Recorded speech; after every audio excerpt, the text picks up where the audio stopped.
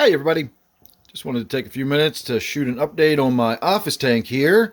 I am having a ton of platies. I've got so many of these Red Wag Platies and they are just breeding out of control. I had originally hoped that putting that neon blue dwarf Gourami in there would get the population under control. I don't expect the Gourami to eat any of the larger fish, but it certainly should be able to eat some of the tiny little fry that show up in the tank. And while it may do that, it does not eat them at a rate that is enough to keep on top of them growing out of control. So the platy population in this tank is my main concern at the moment. I do have 5 black skirt tetras in my quarantine tank right now, and they are going to go in this tank. I'm pretty sure they will do a pretty good job of keeping the platies under control. But I also am thinking about putting another sort of specimen fish in there, maybe a little cockatoidus.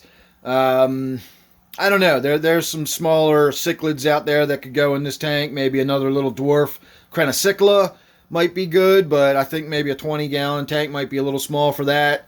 I don't know. But anyway, I'm definitely thinking about getting some more fish in here to help ease the pressure on the breeding. The other thing I'm going to do is get a lot of these fish out of here. I went over to my local Petco today, and I spoke with the sales rep in the aquatics department. I'm not sure if she's the manager or not, but I think she might be the manager. But anyway, it's the sales rep I speak to all the time when I go over there. She's familiar with me and my tanks and my channel and everything. Hello, if you're watching. She's probably even going to be watching this video. But I spoke with her today, and she told me that I can certainly bring in some Red Wag Platies, and they will adopt them out or sell them or whatever. I don't really care whether they sell them or adopt them, either way, as long as I can get rid of them without having to make them into feeder fish, because that just always seems like a waste of good fish to me. So that's the big news about my platy population. What I'm going to try to do is catch as many as I can in one scoop. I know they don't want the little teeny tiny ones and the little babies or whatever, but when I come in here, especially in the morning when I'm ready to turn the light on, every one of those platies and like every fish in the tank comes right up to this corner. And I have a big 8-inch dip net. And what I'm going to do is, just while they're all right there front and center like that, I'm going to go ahead and just scoop and get as many out of them as I can. I've got my 2 little green tiger guppies in there. They'll probably get caught. I may even wind up catching my dwarf Gourami, but I can just get them back out of the net, or I can put them all in a bucket and catch those fish back out and put them back in the tank. The main goal is going to be to get as many of those platies out as I can with one scoop. So I'll shoot a video. I'll set the camera up on a tripod, let it sit there, let it roll, and then I'll just sort of come in when the fish aren't expecting it, and we'll see how many we get all in one big scoop like that. So that's about it. I haven't really done much on this tank in a while. I did a water change, I don't know, maybe a week and a half ago. I topped the water off a few days ago. It was getting down there a little bit. And when I did, I wiped down the front glass, which is why it's looking as good as it's looking at the moment.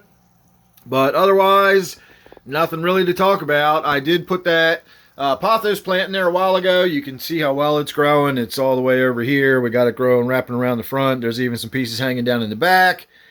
And yet we still have plenty of nitrate developing in this tank. And, again, I didn't think it was going to make much of a difference. Now, I will grant you, we've also got an awfully lot of bioload in this tank. That is just so many of those little platies swimming around in there.